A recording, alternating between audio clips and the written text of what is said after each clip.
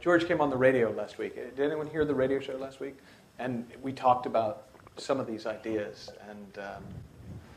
And a story came back to me I hadn't thought of in years, like George's ballpark story, that when I was an apprentice in the theater, I was about 15, 16 years old, the worst job that you could get was helping parking lot attendant, basically. You just had to sit there. You didn't get to see the show. You didn't get to see the actors. You just had to stand in the parking lot and point people with a flashlight and go.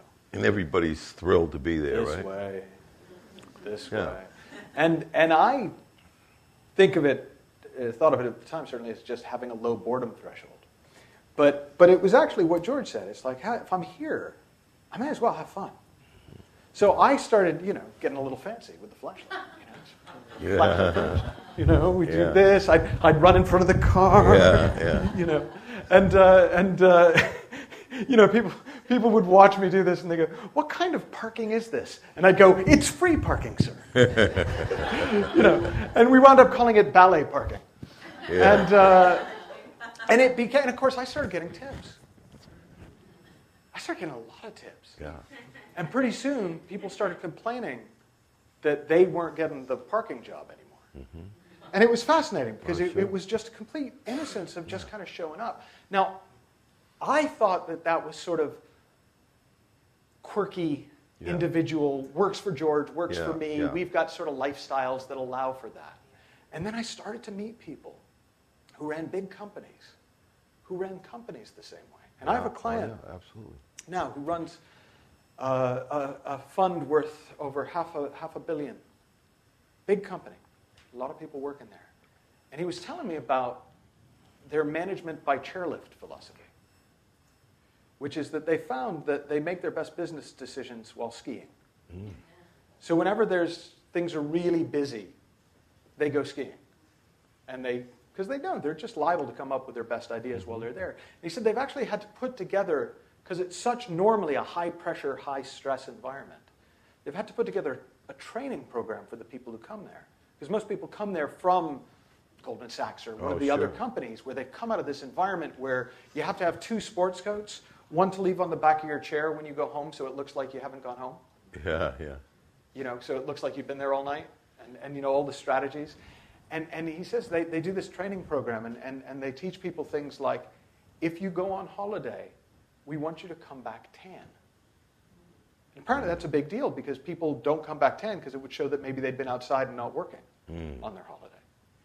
And he said that the hardest thing to teach people is we to say to them, look, if you get caught up, if you get stuck with something, and you just don't know what to do,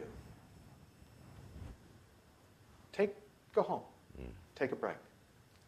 He said, if the second day, if you take a break, you go home, you sleep on it, you come back the next day, you still caught up, still don't know what to do, go home.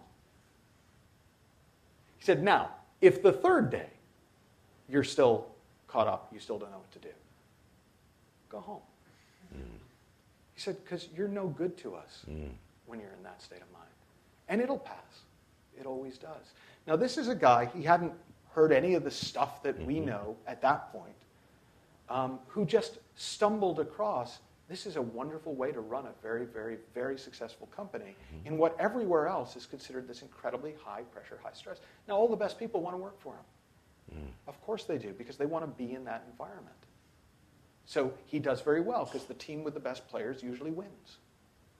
Sort of a simple rule of thumb.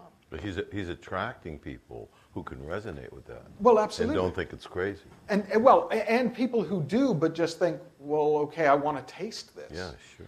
And what's interesting about it to me is when you begin to see that, hang on, this doesn't just work at an individual level. This can work at a corporate level. This can work at a huge corporate level. It opens up some possibilities for how we might go about doing business in the future, how we might go about, not just in our own lives, but bigger picture, what might be possible. And that was kind of, for me, where the title of tonight's talk came from. A whole new way of thinking about success. Is it not just how to be a little bit less stressed and a little bit less pressured while you set your goals and go out and achieve? Right? No, this is a whole different game. We're talking about looking at what would happen if you woke up one morning and you went, you know what? I'm going to enjoy my life. But I'm not going to do it by dropping out of life. Mm-hmm. I'm going to do it by showing up to life. Mm-hmm. Without an agenda, without a plan. I'm going to see what happens. And I'm going to play. And I'm not, this is something George and I have talked about a lot, I'm not playing a win. I'm playing a play. Yeah.